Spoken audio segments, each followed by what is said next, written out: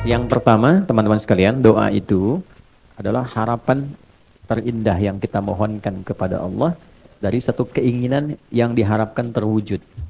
Ya, apa saja yang dimohonkan kadang-kadang ada kaitan dengan kebutuhan keluarga, ada dengan pekerjaan, ada dengan lingkungan kehidupan, dan doa menunjuk bahwa kita itu lemah. Itu poinnya. Kita itu lemah, kita butuh pertolongan, dan kita punya Tuhan. Karena itu Allah sangat tidak suka kalau ada hamba yang tidak mau berdoa. Innal ladzina yastakbiruna an ibadati, sungguh orang yang menyimpulkan bahwa dia itu cukup hebat sehingga tidak mau berdoa, maka nanti diberikan oleh Allah satu tantangan untuk selamat dari neraka jahanam saat kembali ke akhirat kelak. Kalau memang kamu hebat, gak butuh doa, ya kamu silahkan lepaskan diri dari ancaman neraka jahanam itu. Nah, dengan berdoa menunjukkan kita lemah. Dengan berdoa menunjukkan kita tidak bisa menguasai segalanya. Jadi kalaupun menata pekerjaan, tidak harus menguasai semuanya. Karena tidak mungkin kita bisa melakukan segala hal harus kita kuasai. Apa yang kita bisa optimalkan, jadikan itu sebagai titik fokusnya, yang lainnya melengkapi satu dengan yang lainnya. Kemudian dalam berdoa itu nanti ada beberapa etika, adab, yang kalau kita kerjakan dengan adab itu mempercepat terkabulnya doa.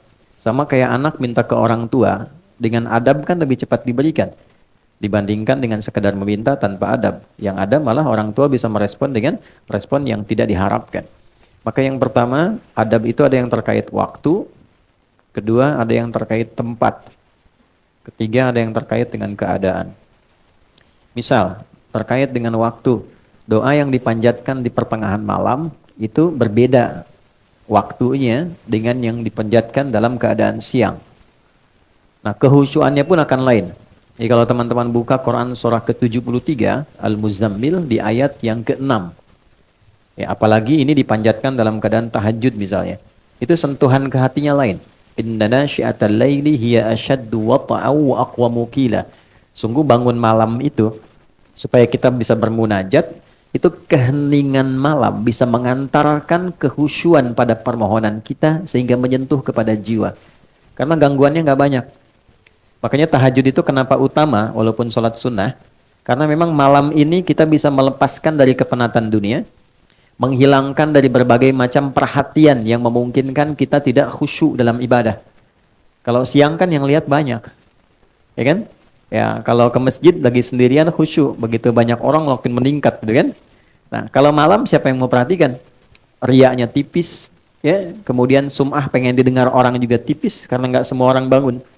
Nah, makanya kalau ada masalah yang urgent ya, teman-teman yang ibu ataupun teman-teman yang ikhwan, biasakan bangun malam.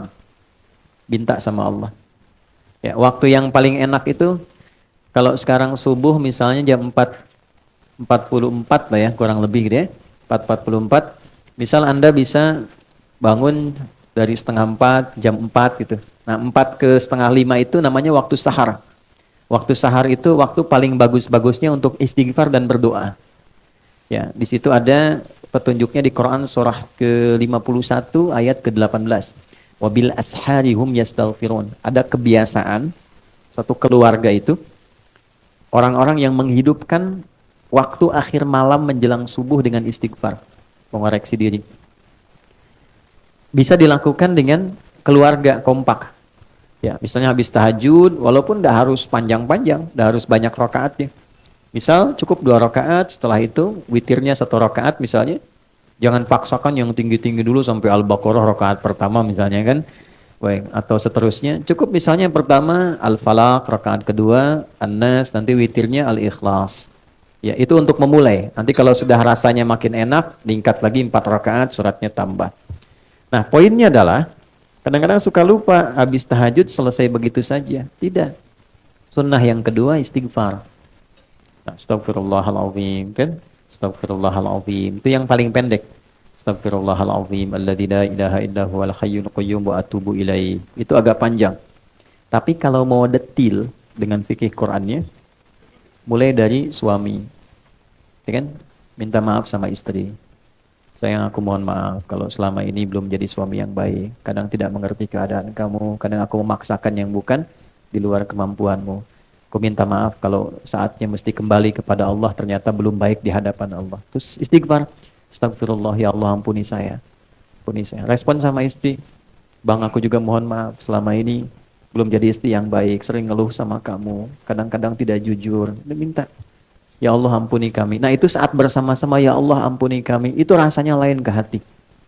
Nah itulah sakinah yang mempercepat itu datang. Ya, beda ketika sendiri, dan itu sifat korektif kolegial, mengoreksi diri dengan bersama-sama dalam konteks berkeluarga, itu diajarkan di Al-Quran. Apalagi ada anak misalnya, tuh si kakak bilang ikut tahajud malam, mama papa aku minta maaf, selama ini belum jadi anak yang baik, selama ini sering nyakitin mama papa, itu semua istighfar, ya Allah ampuni kamu ya Allah, sayangi kamu ya Allah. Itu kalau bisa dibiasakan, apalagi tiap malam bisa sholat dan demikian, itu keluarga terjaga dalam keharmonian. Keluarga terjaga dalam keharmonisan. Selalu harmoni, ketenangan. Dan yang paling indah adalah disitulah saat doa terkabulkan. Ya, ibadi itu hadis kutsinya. Hambaku, kan? Engkau mau minta apa? Engkau mau minta apa? Ya, man istaghfara ghafartulah. Siapa yang istighfar, aku ampuni. Istighfar itu kan mengoreksi diri kita. Artinya mohon maaf, setiap orang kan pasti punya kekurangan. Jadi kalau seorang suami, seorang ayah dengan segala kerendahan hati, dia mengoreksi dirinya, tahu ada potensi kuat untuk berubah. Ketika Allah ampuni, kesalahannya dihilangkan, kesolehannya dimunculkan. Jadi ciri orang yang diampuni itu, perbuatan salahnya hilang, solehnya muncul. Lisan itu kurang baik. Bagaimana diampuni dosa lisan? Berubahlah tampilan lisan ini dengan berkata yang baik dan ditinggalkan yang tidak baik yang sebelumnya dilakukan perbuatan itu. Itu poinnya. Ya, kita ingin bertobat dari harta yang haram, maka perbuatan yang mengantarkan pada haram jadi hilang, yang halal jadi muncul. Itu tanda penerimaan tobat di hadapan Allah. Terjadi perubahan kebaikan. Nah, sama kalau tadi di rumah tangga ada korektif, sifat mengoreksi kepada diri, lalu diampuni oleh Allah yang salah-salah itu, terjadilah perbaikan. Kebiasaan yang kurang bagusnya berubah menjadi baik. Itu potensi tertingginya dilakukan pada waktu apa? Pada tahajud, di waktu sahar. Kemudian man sa'ala, ya, a'ta, siapa yang meminta Allah berikan. Ya, man su'ila a'ta, siapa yang meminta kepada Allah dimintakan kemudian diberikan. Kemudian nah ini poinnya. Perhatikan baik-baik, ini kalimatnya. Wa man da'a ajaba, siapa yang berdoa dijawab. Nah, jadi biasakan kalau ingin berdoa bisa diisi dengan istighfar terlebih dahulu. Makanya sebelum kita doa pasca sholat kan istighfar dulu. Istighfar, Allahumma antas salam, kemudian yang subhanallah, alhamdulillah, Allahu akbar, baru kesananya turunan ada doa kan. Ya, bagaimana minta dalam keadaan kotor? Masih banyak dosa, masih minta gitu kan. Kan secara normal, secara logika juga tidak nyambung. Jadi kita bersihkan dulu baru kemudian kita memohon kepada Allah. Jadi ini kalau dibiasakan waktu tengah malam, menjelang akhir malam ke subuh itu waktu yang terbaik untuk berdoa. Di antara yang lain, antara adzan dengan iqamah misalnya itu waktu. Yang kedua tempat. Ada tempat-tempat tertentu yang secara spesifik mempercepat terkabulnya doa. Misal, ada yang tempatnya itu untuk umum di Mekah, area Ka'bah, kan? Multazam, Raubah. Tapi kan nggak semua kita bisa ke sana. Karena itu apa yang bisa kita lakukan? Masjid. Ya. Ini yang teman-teman yang laki-laki ya, ada kebiasaan di sahabat Nabi itu diajarin sama Nabi, kalau mau beraktivitas ke masjid dulu. Oke? Mereka berangkat dari masjid setelah subuh, salat syuruk, udah punya agenda. Jadi agenda itu disiapkan dari malam. Besok mau ngerjakan apa, dirapikan. Nah, subuh berangkat ke masjid, membawa agenda itu yang sudah kita pahami. Nanti dalam sholat, kita minta sama Allah. Dalam sujud, kita belajar di pertemuan lalu, dihadirkan, ya, dalam hati kita minta dimudahkan, minta dibantu, minta dibimbing, minta ditolong. Baik, nanti pulang, menariknya diajarkannya ke masjid dulu sebelum ke rumah. Coba teman-teman bisa praktekkan ya, kalau nanti dari kantor sebelum nyampe rumah, singgah di masjid dulu. Ambil wudhu, sholat 2 rakaat, pulang. Itu auranya akan beda dibandingkan langsung dari kantor ke rumah. Nggak percaya silakan. Di masjid itu auranya ada aura ketenangan, kenyamanan, kedamaian. Jadi pulang nyampe rumah itu yang didapatkan oleh keluarga, aura kedamaian. Dan itu yang dibutuhkan. Dibandingkan dengan macet di jalan, di kantor banyak persoalan, ketika ke rumah melihat anak yang sudah nunggu seakan jadi beban.